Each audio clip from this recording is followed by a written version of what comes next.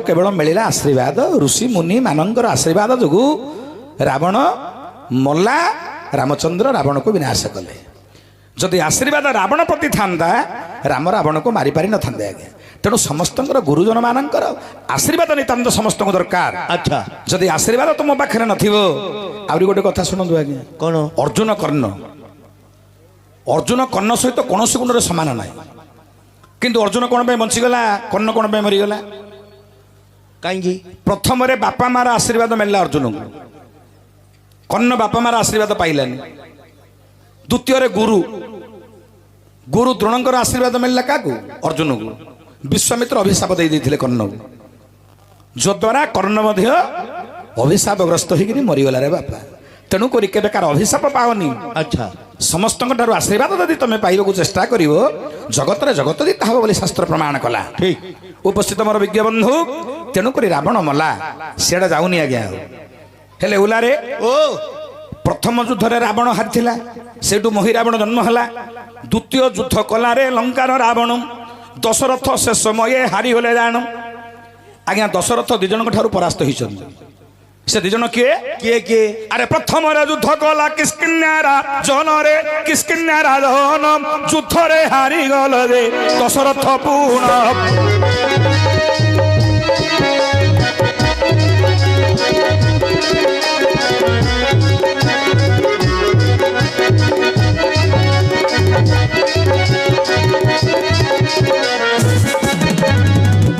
बोला रे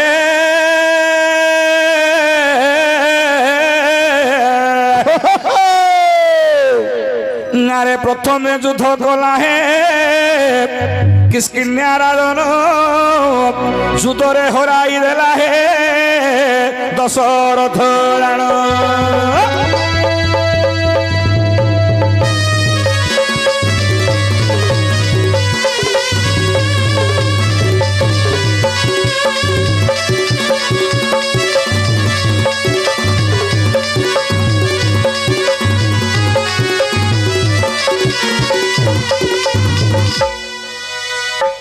राजा बाली सहित रावण युद्ध माने दशरथ युद्ध है। अच्छा से युद्ध रे दशरथ हारिगले हारिले आगे गोटे रजा को गोटे रजा हरैला बेले तार तीन जिनिस को लोभ थी गोटे रजार कौन कौन कौन कौन कौन ना प्रथम राज्य को नहीं बोली चिंता कर। अच्छा राज्य को जब नवा इच्छा है राज्य नब जदि राज्य को इच्छा ना तार स्त्री हो तार झील हो दीटा लालसा थी एक ता स्त्री की धरिक ना तार झील को धरिक। अच्छा अच्छा जदि से तार मन ना अच्छा तापर देखियो तार मुकुट मणिमय मुकुट को चिंता कला किस्किन्या राजा विचार कला 750 राजा रानी को धरी बुलुले स्नान करुले क्रीड़ा करुले जल क्रीड़ा समुद्र दशरथ राजा। अच्छा अच्छा ये समय घोर संग्राम है बाली सहित युद्ध रे हारिगले दशरथ राजा।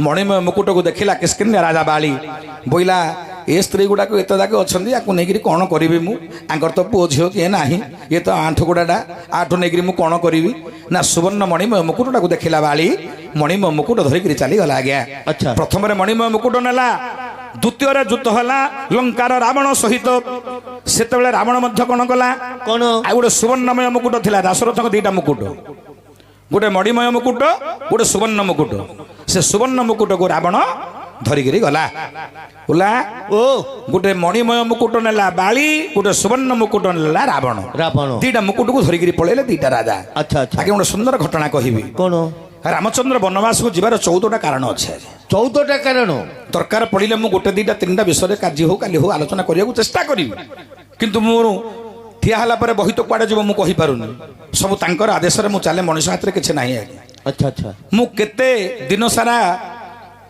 परिश्रम रे थाउजे पात्रा बाबू जानिचंदी आज आपण सभापति जानिले दिन सारा मते फुर्सत नाही सोई होइले नाही कि खाई होइले नाही काहे गाड़ी घोड़ा कथा जानिचंदी 8-10टा गाड़ी बाहर बुलथो बोले सेतले केतले घोगिना को ड्राइवर फोन पळाइले सोइदिले मते उठियाउ पडुछि। तेणु दिन सारा एते परिश्रम एते क्लांत थाई मध्य मु जो परिमाण परिवेशन करुछि सब मनुष्य हाथ रे किछि नाही आज्ञा करी कराउ थाए सही ता बिनु पर अन्य गति नाही। तेणु तांकर इच्छार मनुष्य हाथ जात हुई उलारे तेणु केतेबेले कौन आसियो पाटी को मु कहि पारुनी। अच्छा अच्छा शिवंग आदेश रे भगवान के आदेश रे केतेबेले पाटी कौन बाहरी पड़िबो हेले जेतेबेले रामचंद्र वनवास गले ता पई 14टा कारण रहिला। अच्छा मु 2टा कारण तुमको ठीक ठीक रे कहूचे कौन କୈକେୟୀ ଡାକିଲେ ରାମକୁ କହିଲେ ବାପରେ ତୁମେ ରଜା ହବ ନା କାଲି ରଜା ହବ ତ ଯଦି ରଜା ହବ ଭଣ୍ଡାର ଗୃହରେ ସୁବର୍ଣ୍ଣ ମୁକୁଟ ନାହିଁ ରେ ପୁଅ ବୋ ଭଣ୍ଡାର ଗୃହରେ ଯୋଉ ସୁବର୍ଣ୍ଣ ମୁକୁଟ ରହିବା କଥା ସୁବର୍ଣ୍ଣ ମୁକୁଟ ନାହିଁ ଆଚ୍ଛା ତମେ ଆଜି ପର୍ଯ୍ୟନ୍ତ ପଚାରିଛ ତମ ବାପା ମୁକୁଟ କାହିଁକି ପିନ୍ଧୁନାହାନ୍ତି ତମର ବାପା ମୁକୁଟ କାହିଁକି ପିନ୍ଧୁନାହାନ୍ତି ତମେ କେବେ ପଚାରିଛ କି ରାମ ନା ନାହିଁ ତ ମା ତୁମ ପିତାଙ୍କର ବାବୁରେ ଦୁଇ ମୁକୁଟ ଯେ ଥିଲା ପ୍ରଥମ ମୁକୁଟ ବାଳି ପୁଣି ହରଣ କରିଲା ଯୁଦ୍ଧରେ ପରାସ୍ତ କଲାରେ ତୋ ପିତାକୁ ଯେ ଜାଣୁ ବଳପୂର୍ବକ ନେଲା ମଳିମୟ ମୁକୁଟ ଦକ୍ଷିଣ ଆଚ୍ଛା ପ୍ରଥମରେ କିଷ୍କିନ୍ୟା ରାଜା ବାଳି ତୋର ବାପାକୁ ପରାସ୍ତ କରି ମଣିମୟ ମୁକୁଟକୁ ହରଣ କରି ନେଇଛି ହଁ ଦ୍ୱିତୀୟରେ ଯୁଦ୍ଧ କଲା ଲଙ୍କାର ରାବଣ ପୁଣି ମୁକୁଟକୁ ବଳତ୍କାରରେ ନେଲା ଏକ ଦକ୍ଷିଣ ଦିଟା ମୁକୁଟକୁ ଦି ଜଣ ନେଇଛନ୍ତି ତୁ ପିତୃଋଣ ପ୍ରତିଶୋଧ କରିବା ଉଦ୍ଦେଶ୍ୟରେ ଶତ୍ରୁମାରକୁ ବିନାଶ କରିବୁ ଯଦି ମୁକୁଟ ଧରି ଯୋଉଦିନ ଆସିବୁ ସେଦିନ ତୁ ପୁଅ ରାଜା ହବୁ ତୁ ରଜା ହବୁ ନହେଲେ ସେତେ ଦିନ ପର୍ଯ୍ୟନ୍ତ ରଜା ହେଲେ ମଧ୍ୟ କିଛି ମୂଲ୍ୟ ନାହିଁ ରେ ପୁଅ ଆଚ୍ଛା ମୁକୁଟ ନାହିଁ ହଁ ବିନା ମୁକୁଟରେ କଣ ତୁ ରଜା ହବୁ ନାଇଁ ତ ରାମଚନ୍ଦ୍ର ହୃଦୟଙ୍ଗମ କଲେ ମୋର ମୁକୁଟ ବିହୀନ ରଜା ହେଇକରି ମୁଁ ସଂସାରରେ ରହିବି କି ତେଣୁକରି ଦିଟା ବର ମୁଁ କାଲିକି ଏ ବିଷୟରେ ଆଲୋଚନା କରିବି ଓଲା ଓ ତେଣୁକରି ଭଗବାନ ରାମ ଗଲେ ପ୍ରଥମରେ ବାଳିକୁ ବଦ୍ଧ କଲେ ଆଚ୍ଛା ଆଚ୍ଛା ମୁକୁଟ ଆଣିବା କଥା ଆଣିଛନ୍ତି କି ଆଣିନାହାନ୍ତି କଣ ପାଇଁ ଆଣିଲେନି ତାଙ୍କର ଇଚ୍ଛା ନାହିଁ ମୁକୁଟଟା କଣ ପାଇଁ ଆଣିଲେନି କିଏ ଆଣି ମୁକୁଟ ନ ଆଣିବାର କାରଣ ନିଜର ମିତ୍ର ହଉଛନ୍ତି ସୁଗ୍ରୀବ ଓହୋ ମିତ୍ର ଦ୍ରୋହୀ ଦୋଷ ଲାଗିଯିବ ଯଦି ମୁକୁଟ ଧରି ପଳେଇ ସେ ମିତ୍ର ଦ୍ରୋହୀ ଦୋଷ ଲାଗିବ ନା ନା ନା ମୁକୁଟଟା ସୁଗ୍ରୀବକୁ ଦେଇଦେଲେ ହେଲେ ରାବଣକୁ ମାରିଲେ ହଁ ମୁକୁଟ ଆଣିବା କଥା ଆଣିବା କଥା ଆଣିଲେ କି କଣ ପାଇଁ ଆଣିଲେନି ସମୁଦ୍ର ଡେଙ୍ଗି ଯାଇପାରିନି ରାମଙ୍କର ବଡ଼ ଭାଇ ବିଭୀଷଣ ଜଗ ମୋହନ ରାମାୟଣେ ଜାଣ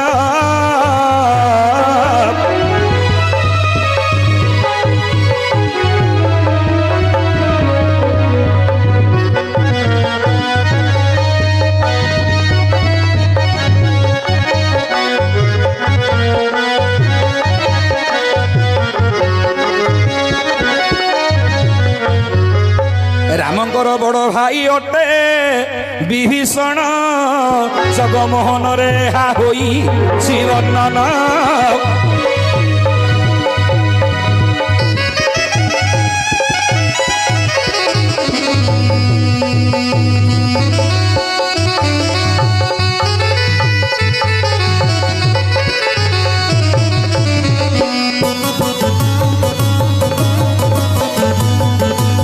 ରାମଚନ୍ଦ୍ରଙ୍କର ବଡ଼ ଭାଇ ହେଉଛନ୍ତି ବିଭୀଷଣ ଜଗମୋହନ ରାମାୟଣ ଲେଖା ଅଛି ଜଗମୋହନ ରାମାୟଣ କହିଲା ରାମଙ୍କର ବଡ଼ ଭାଇ ହେଉଛନ୍ତି ବିଭୀଷଣ ରାମ ବିଚାର କଲେ ମୋର ବଡ଼ ଭାଇ ଥାଉ ଥାଉ ମୁଁ ମୁକୁଟଟା ଆଣିକିରି ମୁଁ ନିଜେ ଧାରଣ କରିବି ଏମନ୍ତ ବିଚାର କରି ବିଭୀଷଣକୁ ଲଙ୍କାରେ ରାଜା କଲେ ସେ ମୁକୁଟଟା ଦେଇଦେଲେ ରାବଣର ମୁକୁଟ ପିନ୍ଧି ନାହାନ୍ତି ବିଭୀଷଣ ବିଭୀଷଣ ଯୋଉ ପିନ୍ଧିଲେ ମୁକୁଟ ରାଜା ହେଲେ ରାବଣର ମୁକୁଟ ପିନ୍ଧି ନାହାନ୍ତି ଯୋଉ ମୁକୁଟକୁ ହରଣ କରି ନେଇଥିଲା ରାବଣ ସେ ମୁକୁଟରେ ପୁନଶ୍ଚ ରାଜଗାଦିରେ ବସାଇ ଦେଲେ ଭଗବାନ ରାମ ନିଜର ମୁକୁଟକୁ ଅଯୋଧ୍ୟା ଦେଶର ମୁକୁଟକୁ ସେଠି ବିଭୀଷଣକୁ ରାଜା କରିଦେଲେ ଉପସ୍ଥିତ ମୋର ଜ୍ଞାନୀ ବର୍ଗ ଏଣୁକରି ନାରଦ ସହିତ ଦଶରଥ କଥା ହେଉଛନ୍ତି ରାବଣକୁ ଡାକିଲେ କଣ ରାବଣ ଆସିବ ନାରଦ କହିଲା ମତେ ଖାଲି ଲେଖିକିରି ଗୋଟେ ପତ୍ରଟେ ଦେଇଦିଅ ମୁଁ ରାବଣକୁ ଆସିବା ଦାୟିତ୍ୱ ମୋର ଆଣିବା ଦାୟିତ୍ୱ ମୋର ହଉ ଜଣେ 100 ଟଙ୍କା ପ୍ରଦାନ କରିଛନ୍ତି ତାଙ୍କେ ହେଉଛନ୍ତି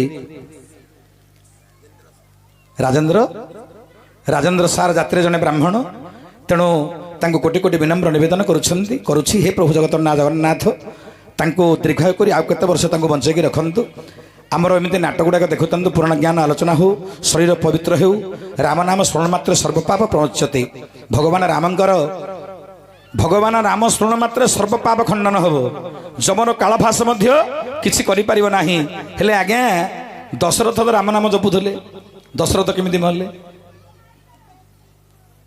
ଯେଉଁ ରାମ ରାମ ଶ୍ରୀରାମ ରାମ ନାମ ଯେଉଁ ନାମ ଧଇଲେ ନ ଧନ୍ୟ କାଳ ଦମ ଶ୍ରୀହରି ନାମକୁ ଏକା ଜପୁଥିବୁ ମନ ଅଶେଷ ଦୁରିତ ମାନ ହୋଇବ ଦହନ ଯୋଗୀ ଜନମାନଙ୍କର ପରମ କାରଣ ସନ୍ଧ ଜନମାନଙ୍କର ଦୁରିତ ନିବାରଣ ବାରମ୍ବାର ରାମ ନାମ ଜପୁଥିଲେ ଦଶ ରଥ ଯେ ରାଜନ କାହିଁ ପାଇଁ ଯମ ତାଙ୍କୁ ନେଲା ଶୁଣ ହେ ସୁଜନ ଏ ବିଷୟରେ ମୁଁ କାଲିକି ଆଲୋଚନା କରିବି ଭଗବାନ ରାମ ରାମ ଜପି ମଧ୍ୟ ଦଶରଥ ପ୍ରାଣତ୍ୟାଗ କାହିଁକି କଲେ? ଆର ପ୍ରକୃତ ମୁଖ୍ୟ ଲକ୍ଷ୍ୟ କ'ଣ ଥିଲା?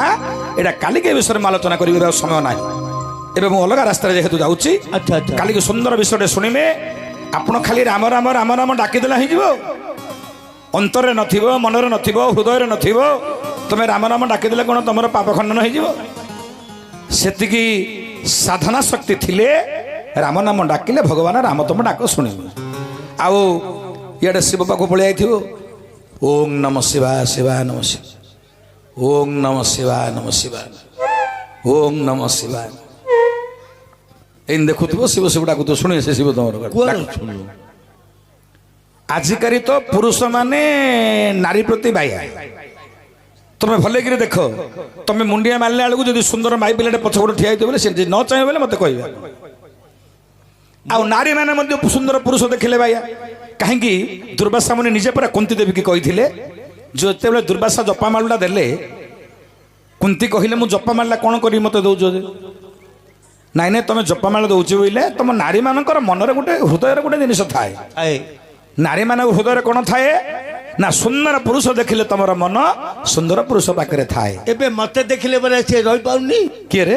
ଏଠି ଏ ପିଲାଟା ତତେ ଦେଖିଲେ ସେ ରହିପାରୁନି? ହଁ ତୋର ବଦନ ଯୋଉ, ହଁ ତୁ ଯେମିତି ହେଇଛୁ ପୁଅ, ତୁ ତ 3ଟା ମାଇପ ଛାଡ଼ିଲୁଣି ରେ। ତୋ ପାଖରେ ତ କିଏ ହେଲେ ରହିପାରୁନି? ତୋ ପାଖରେ କିଏ ରହିପାରୁଛୁ କି? ତୋ ପାଖରେ 3ଟା ମାଇପ ଛାଡ଼ିଲୁଣି, ଆହୁରି ମାଇପ ହଉଛୁ। ଫଟେଇ ଦେବିରେ ପୁଅ ଜାଣିଛୁ? হ্যাঁ দান্ত নাই বলে তো 3টা মাইপ ছাড়লেনি। তোর দান্ত নাই বলে 3টা মাইপ গলেনি তো পাখে। আহরি মাইপ কোণ হচ্ছে রে? ଆଉ ଗୋଟେ ଆଣିବୁନି। উপস্থিত আমার জ্ঞানী বর্গ ওলারে, তেণু করি কেউ ভগবানଙ୍କୁ ডাকিলে যদি অন্তরে অছে আজ্ঞা ডাকিলে শুনিবে। আপনার অন্তরে যদি নথিব কিଏ ডাকিলে মতো তম কথা শুনিবেনি। শুনিয়েনি ওলা ଓ যেতবেলে ନାରଦ କହିଲେ ମୋତେ ଗୋଟେ ପତ୍ର ଦିଅ, ଲେଖିକିରି ଦିଅ, ମୁଁ ଯାଇ ରାବଣକୁ ନିମନ୍ତ୍ରଣ କରି ଆଣିବି। ଆଣିବା ଦାୟିତ୍ୱ ମୋର। ପତ୍ରଟିଏ ଲେଖିଦେଲେ ଦଶରଥ ରାଜା। ଆଚ୍ଛା ଆଚ୍ଛା ମୁଁ ସୂର୍ଯ୍ୟବଂଶୀ ସତ୍ୟାର୍ଥୀ ଦଶରଥ ରାଜା, ରାଜା ହେ ବ୍ରାହ୍ମଣ, ମୁଁ ତୁମକୁ ଭୂମିଷ୍ଠ ପ୍ରଣାମ କରୁଛି, କୋଟି କୋଟି ଭୂମିଷ୍ଠ ପ୍ରଣାମ କରୁଛି। ହଁ ତୁମେ ବ୍ରାହ୍ମଣ ଯେହେତୁ ମୁଁ ତୁମକୁ ଦଣ୍ଡବତ କରି କହୁଛି, ହେ ବ୍ରାହ୍ମଣ, ମୋର କୁଳବଧୂ ସୀତାଙ୍କର ଆଜି ଅଷ୍ଟମଙ୍ଗଳା। ଆଚ୍ଛା ତେଣୁ ସେ ବ୍ରାହ୍ମଣ ଭୋଜନ ଦେବା ପାଇଁ ମନସ୍ଥ କରିଛନ୍ତି। ଆଚ୍ଛା ତେଣୁ ତୁମେ ଆସି ବ୍ରାହ୍ମଣ ଭୋଜନ କରିବ। ପତ୍ରଟା ଲେଖା ହେଲା। ନାରଦ ପତ୍ରଟା ଧରିଲେ, ଚାଲିଗଲେ ରାବଣ ନିକଟକୁ। ଆଚ୍ଛା ଓଲାରେ ଓ ରାବଣ ସେତେବେଳେ କ'ଣ କରୁଥିଲା? କ'ଣ ସମୟ କେତେଟା ହେଇଥିଲା? କେତୁଟା ସମୟ ଯେ 8 ଘଣ୍ଟ ହୋଇଥିଲା ଜାଣ, ଦେବୀ ମନ୍ଦିରରେ ଥିଲା ଲଙ୍କାର ରାବଣ।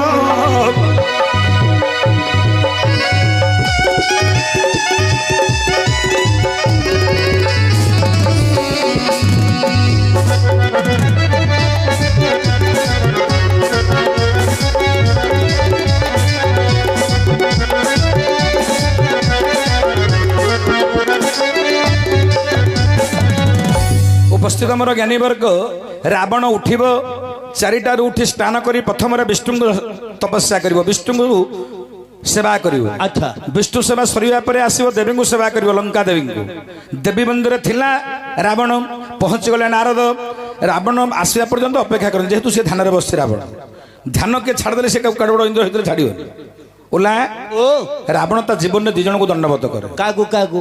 ଜଣେ ହେଲେ ଶିବ, ଜଣେ ହେଲେ ନାରଦ। ସେ କେଡ଼େ ବଡ଼ ଲୋକ ଦେଖିଲେ ମଧ୍ୟ ମୁଣ୍ଡିଆ ମାରିବନି, ଅହଙ୍କାର ଗର୍ବ। ଆଚ୍ଛା ନାରଦକୁ ଦେଖିଲେ ମୁଣ୍ଡିଆ ମାରିବ, ଶିବଙ୍କୁ ଦେଖିଲେ ଗୁରୁ ବୋଲି ମୁଣ୍ଡିଆ ମାରିବ, ଆଉ କାହାକୁ ମଧ୍ୟ ରାବଣ ମୁଣ୍ଡିଆ ମାରିବନି। ହେଲେ ମତେ ନାଟରେ ଦେଖିଲା ଯେ ନାଟ ବାଦ ଦେଇଥିଲା। କିଏ? ରାବଣ। ମତେ ଆଉ କିଛି କହିଲାନି। ହଇରେ ଓ ତୋ ବଡ଼ ବାପାର ପୁଅ ରାବଣ ରୋଲ କରୁଥିଲା, ତୋତେ ଲାତ ମାରିଦେଲା, ସେଇଟା କହିବାକୁ ଆଇଛୁ କି ଏଠିକି? ମୂର୍ଖ ପିଲା ନେଇକିରି। ଶୁଣେ ଓ କ'ଣ ହେଲା ଜାଣିଛୁ? ରାବଣ ଦେବୀ ଆରାଧନା କରି ଉଠି ଦେଖିଲା ରାବଣ ଆସିଛନ୍ତି, ଏ ନାରଦ ଆସିଛନ୍ତି। ରାବଣ ଗଲା ନାରଦ ପାଦ ତଳେ ଦଣ୍ଡବତ କଲା, ସାଷ୍ଟାଙ୍ଗ ଦଣ୍ଡବତ, ଭୂମିଷ୍ଠ ପ୍ରଣାମ ଯାହାକୁ କହନ୍ତି।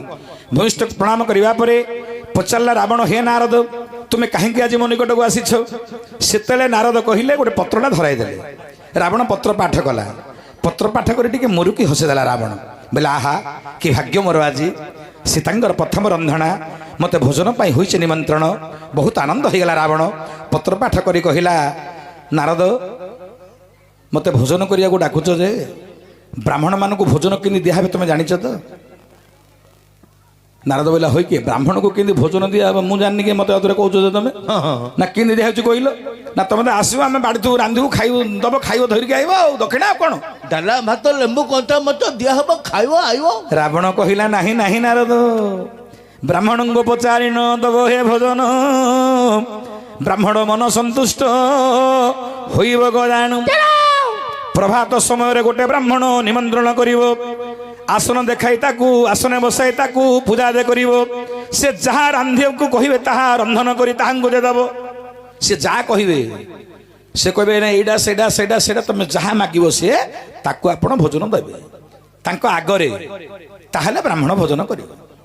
ରାବଣ କଥା ଶୁଣି ନାରଦ କହିଲେ, ହଁ ହଉ ହଉ ଠିକ ଅଛି, ତମେ ଯାହା ଭୋଜନ କରିବ ତମକୁ ଦିଆହବ, ମୁଁ କଥା ଦଉଛି, ତମେ ଆସ। ଆଚ୍ଛା। ରାବଣକୁ ଧରିକିରି ନାରଦ ପହଞ୍ଚିଗଲେ ଅଯୋଧ୍ୟା ଦେଶରେ। ଓଲାରେ ବସିଛି ରାଜସଭା, ବସିଛନ୍ତି ଦଶରଥ ରାଜା। ରାବଣକୁ ଦେଖିଦେଲେ, ଶତ୍ରୁ ନିଜ ପୁରକୁ ଆସିଲେ ମଧ୍ୟ ତାକୁ ମିତ୍ର ଭଳି ବ୍ୟବହାର କରିବାର ଅଛି। ଆଚ୍ଛା। ଯେହେତୁ ରାବଣ ଶତ୍ରୁ ହେଲେ ମଧ୍ୟ ମିତ୍ର ରୂପରେ ବ୍ରାହ୍ମଣ ରୂପରେ ବରଣ କରିଛନ୍ତି ରାଜା, ତେଣୁ କ'ଣ କଲେ ଦଶରଥ? କ'ଣ? ଆରେ ଆସନ ଉଠିଣ ପାଦେ ପଡ଼ିଗଲେ, ଆସନ ଉଠିଣ ପାଦେ ପଡ଼ିଗଲେ, ପାଦେ ପଡ଼ି ବାବୁ ଦଣ୍ଡବତ କଲେ। ହଉ ହଉ। ପାଦେ ପଡ଼ି ରାଜା ଦଣ୍ଡବତ କଲେ, ଆସନ ଦେଇ ରାବଣକୁ ବସାଇଲେ। ଆହେ ଆସନ ଦେଇଣ ରାବଣକୁ ବସାଇଲେ, ଆସନ ଦେଇ ରାବଣକୁ ବସା ହେଲା। ହେଲେ ରାବଣ ଦେଖୁଛି ସୀତା ନାହାନ୍ତି, ମୋ ମା କୁଆଡ଼େ ଗଲେ ବୋଲି ଖୋଜୁଛି ରାବଣ। ମାକୁ ତ ଚିହ୍ନି ଦେବ ନା ରାବଣ, ଯେହେତୁ ମହାଜ୍ଞାନୀ ରାବଣ ବିଚାର କଲା, ମୋ ମା ମୋତେ ଡାକିଛନ୍ତି, କାହିଁ ସଭାରେ ଦେଖାଯାଉନାହାନ୍ତି। ଦଶରଥକୁ ପଚାରିଲା, ହେ ରାଜା, ତୁମେ ଯାହା ପାଇଁ ବ୍ରାହ୍ମଣ ଭୋଜନ କରିବାକୁ ମୋତେ କହୁଛ, କାହିଁ ସେ ଦେଖାଯାଉନାହାନ୍ତି ସଭାରେ? ଦଶରଥ କହିଲେ କୌଶଲ୍ୟାକୁ, ସୀତାଙ୍କୁ ଧରିକିରି ଆସ। ସୀତା ଆସିଲେ ରାଜସଭାକୁ। ଉପସ୍ଥିତ ମୋର ଜ୍ଞାନୀ ବର୍ଗ, ଆସୁ ଆସୁ କ'ଣ କଲେ ସୀତାରେ? ରାବଣ ପାଦ ଧରି ଦଣ୍ଡବତ କଲେ, ରାବଣ ପାଦ ଧରି ଦଣ୍ଡବତ କଲେ, ବୟୋଜ୍ୟେଷ୍ଠ ମାନଙ୍କର ପାଦ ସ୍ପର୍ଶ କଲେ। ତଦୁପରେ ବୟୋଜ୍ୟେଷ୍ଠ ମାନଙ୍କ ପାଦ ସ୍ପର୍ଶ କଲେ। ଶୁଣନ୍ତୁ ଆଗେ ମୋ ପଣ୍ଡିତ ଜନ,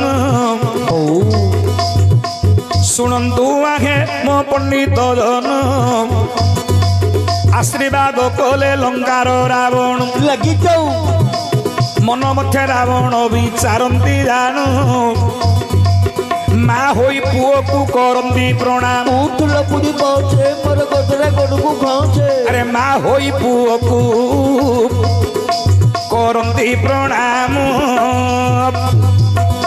ଆଜି ବିଚାର କରୁଛି ରାବଣ, ମା ହୋଇ ପୁଅକୁ ପାଦ ପୂଜା କରୁଛନ୍ତି, ସେବା କରୁଛନ୍ତି, ପାଦରେ ପ୍ରଣାମ କରୁଛନ୍ତି। ଜଗତ ମତେ ନିନ୍ଦା କରିବ। ମା ହୋଇ ପୁତ୍ର ପାଦ ତଳେ ନମସ୍କାର କରି ଦଣ୍ଡବତ କଲେ ଜଗତ ନିନ୍ଦା କରିବ। ଆଚ୍ଛା ଆଚ୍ଛା। ମନେ ମନେ ସୀତା କହୁଛନ୍ତି, ଶୁଣୁଛନ୍ତି କର୍ଣ୍ଣରେ ରାବଣ ମନେ ମନେ କଥା ଗୁଡାକ। ସୀତା ରାବଣ କଥାବାର୍ତ୍ତା ହଉଛନ୍ତି, ମନେ ମନେ କିଏ ଶୁଣୁନାହାନ୍ତି। ଆଚ୍ଛା। ସୀତା କହୁଛନ୍ତି, ହେ ରାବଣ, ବ୍ରାହ୍ମଣ ବଂଶରେ ତୁମେ ପରା ହେ ହୋଇଲ ଜନମ, ଚାରି ବର୍ଣ୍ଣରେ ଶ୍ରେଷ୍ଠ ପୁଣି ହେ ଅଟନ୍ତି ବ୍ରାହ୍ମଣ। ବ୍ରାହ୍ମଣ ପରା ତୁମେ ବ୍ରାହ୍ମଣ ରୂପରେ ଜନ୍ମ ହୋଇଛ, ତେଣୁକରି ମୁଁ ତୁମର ପାଦ ସେବା କରୁଛି, ତୁମେ ମନରେ କିଛି ଧର ନାହିଁ। ବ୍ରାହ୍ମଣ ହେଲା ଜଗତର ପିତା। ଆଚ୍ଛା। ଜଗତର ପିତା କିଏ ରେ? ଜଗତର ପିତା ହଉଛନ୍ତି ବ୍ରାହ୍ମଣ। ତେଣୁକରି ବ୍ରାହ୍ମଣ ମାନଙ୍କ ପାଦ ଧରି ମୁଣ୍ଡିଆ ମାରିବା ଶାସ୍ତ୍ର ସମ୍ମତ। ଆଚ୍ଛା। ଓଲା ଓ ଏଠି ତ ପ୍ରାୟ ବ୍ରାହ୍ମଣ ମାନେ ଅଛନ୍ତି, ଶୂଦ୍ର ମାନେ ମଧ୍ୟ ଅଛନ୍ତି। ବ୍ରାହ୍ମଣ କ୍ଷତ୍ରିୟ ବୈଶ୍ୟ ଶୂଦ୍ର ଚାରି ଜାତି ସଂସାରରେ। ଏଠି ପ୍ରାୟତଃ ଲୋକମାନଙ୍କର ଗୋଟେ ଭ୍ରାନ୍ତକ ମୁଁ ଦୂରୀକରଣ କରିବାକୁ ଚାହୁଁଛି।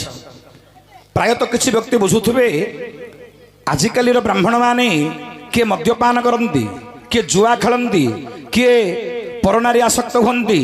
ହେଲେ ଏମାନଙ୍କର କ'ଣ ପାଦ ସେବା କରିବା କଥା କି? ଏ ଯେଉଁ ମନର ଭ୍ରାନ୍ତ ଧାରଣା, ବ୍ରାହ୍ମଣ ମଦ୍ୟପାନ କଲେ, ବ୍ରାହ୍ମଣ ଚୋରି ବୃତ୍ତି କଲେ, ବ୍ରାହ୍ମଣ ପରନାରୀ ପ୍ରତି ଆସକ୍ତ ହେଲେ, ଦଣ୍ଡ ଦେବା ପାଇଁ ସଂସାରରେ କାହାର ଶକ୍ତି ନାହିଁ। ଯଦି ଦଣ୍ଡ ଦେବେ, ଭଗବାନ ବିଷ୍ଣୁ ମଧ୍ୟ ଦଣ୍ଡ ଦେଉନାହାନ୍ତି। ଉପସ୍ଥିତ ମୋର ଜ୍ଞାନୀ ବର୍ଗ, ତୁଳସୀଦାସ ଗୋସ୍ୱାମୀ ରାମଚରିତ ମାନସରେ ପଦେ କହିଲେ, ଆଜ୍ଞା प्रायतः मोर ब्राह्मण समाज किसी व्यक्ति उपस्थित थे जापारे मुझे गोटे तुलसीदास गोस्वामी रामचरित मानस रूप कहूँ अच्छा से कहते अर्थात ब्राह्मण मान हित गोटे श्लोक लिखाला लिखिले तुलसीदास गोस्वामी कौन कहले कौन सापत ताड़त पुरुष कुहंदा विप्र पूज्यस गाहो संदा पूजीय विप्रशील गुणहीना पूजीय विप्रशील गुणहीना शूद्र न गुणगण ज्ञान प्रवीणा शूद्र न गुणगण ज्ञान प्रवीणा हरि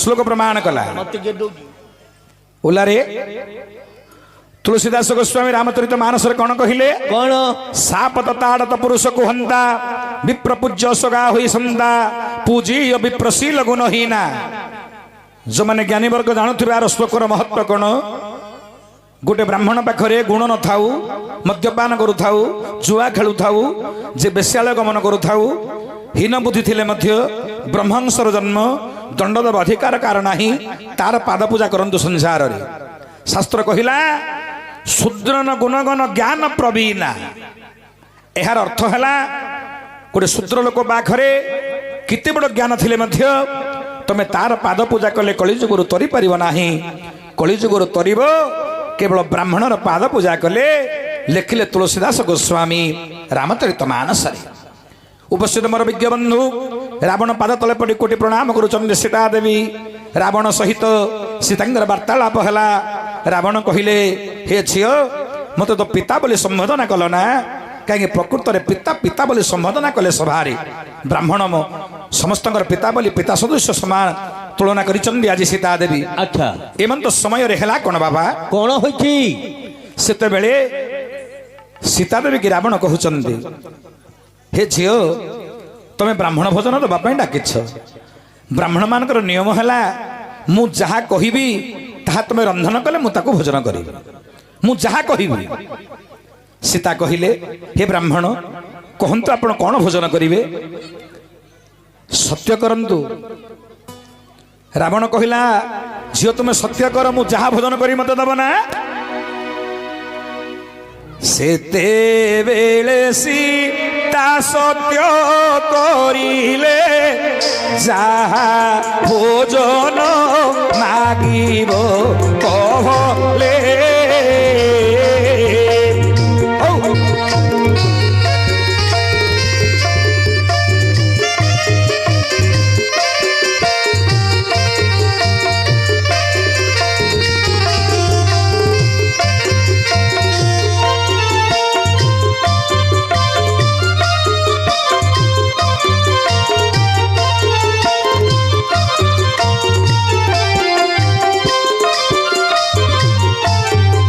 सत्य सत्य तीन बार सत्य सीता करदेले जहाँ मागिब भोजन ब्राह्मण मु देवी हे बोले तुम्हें जहाँ मागुछ माग भोजन मु तुमको दबाक प्रस्तुत अच्छे सीता देवी समस्त आगे सत्य करदेले हेले रावण सीता को कौन मागिले अरे बापा संजय रावण सीता को कौन मागिले कौन हाँ सत्य करी माता जानकी जहाँ कर भोजन मु दबाक प्रस्तुत अच्छी सीता देवी कौन मागिले कौन ना भौणी माने गो आस मा आस आस आसो आसो आस झियो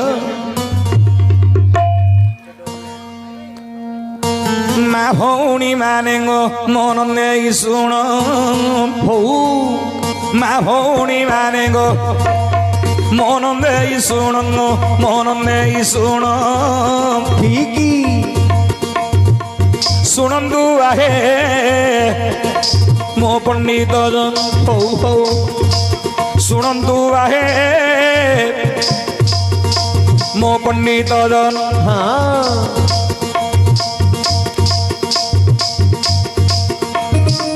शुणु आहे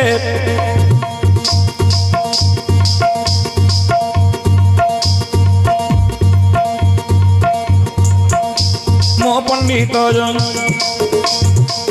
ସୀତା ଦେବୀଙ୍କୁ ରାବଣ ବୋଲଇ ବଚନ ହଉ ଶୁଣ ଗୋ ଝିଅ ଏଥିର କାରଣ अच्छा ମୁଁ ହସ୍ତରେ ଧରିଛି ଧାନ ମୁଠାଏ ରାଣ ମୁଁ ହସ୍ତରେ ଧରିଛି ଧାନ ମୁଠାଏ ରାଣ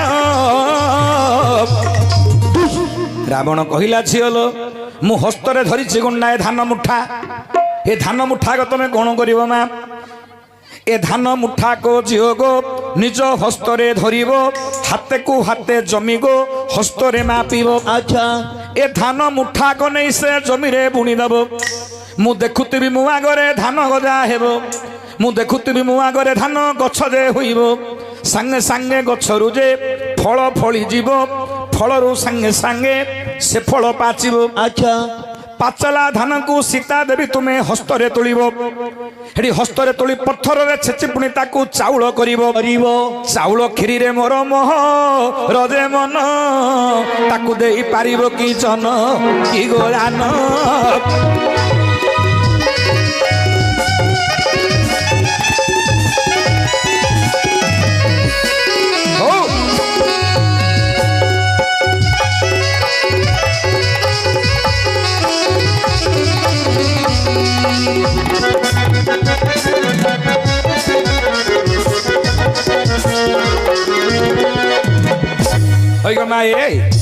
ସୀତା ଦେବୀ କି କହିଲେ ରାବଣ ଧାନ ମୁଠା ହାତରେ ଦେଇଦେଲେ କହିଲେ ଧାନ ମୁଠାକ ଧର ଧର ଏଇଟା ଧରିବ ଧରିକିରି କଣ କରିବ ଜାଣିଛ कौन ଧରିକିରି ହାତକୁ ହାତେ ଜମି ମାପି ଦବ मापिबो ମାପିକିରି ଧାନ ଗୁଟାକ ସେଗୁଡା ବୁଣି ଦବ ସେ ଜମି ଉପରେ अच्छा अच्छा ମୋ ଆଗରେ ଧାନ ଗଜା ହବ ଗଛ ହବ ଫଳ ଫଳିବ ଫଳ ପାଚିବ ସେ ପାଚଲା ଫଳକୁ ହସ୍ତରେ ତୋଳିବ ଚାଉଳରେ ମାନେ ଧାନ ମାନେ ପଥରେ ଛେଚିବ ତାକୁ ଚାଉଳ ବାହାର କରିବ ଚାଉଳକୁ ନେଇକିରି କ୍ଷୀରି କରିବ ଗୁଡ଼ ଟିକେ ପକେଇବ ସେ ଚାଉଳ କ୍ଷୀରି ମତେ ଦବ ମତେ ଆଉ କିଛି ଲୋଡ଼ା ନାହିଁ ପ୍ରଥମରେ ଚାଉଳ କ୍ଷୀରି ଟିକେ ମତେ ଦବ अच्छा अच्छा ତାପରେ ଅନ୍ନ ଦେଲେ ଦିଅ ନହେଲେ ନାହିଁ କିନ୍ତୁ ମତେ ଚାଉଳ କ୍ଷୀରି ଟିକେ ଆବଶ୍ୟକ हेले गुरु ହଁ କଣ ହେଲା ଶିଷ୍ୟ रावण इमिदी कहीं कहले କାହାକୁ सीता को ଓହୋ ଏମିତି କାହିଁକି କହିଲେ ବୋଲି ତୁ କହୁଛୁ ହଁ, ହଁ। ଏହାର କାରଣ ଅଛି ନା कौन कारण ବିନା କାରଣରେ କଣ ରାବଣ କହିଛି अच्छा ରାବଣ ବିଚାର କଲା ଇଏ ମୋର ମା ବୋଲି ମୁଁ କେମିତି ଜାଣିବି हाँ हाँ ଯଦି ଏ ମୋର ପ୍ରକୃତରେ ମା ହେଇଥିବେ ମା ହୋଇବେ। ଯଦି ମା ମହାଲକ୍ଷ୍ମୀ ହେଇଥିବେ अच्छा अच्छा ମହାଲକ୍ଷ୍ମୀ କିଛି ବିଚିତ୍ର ନୁହଁ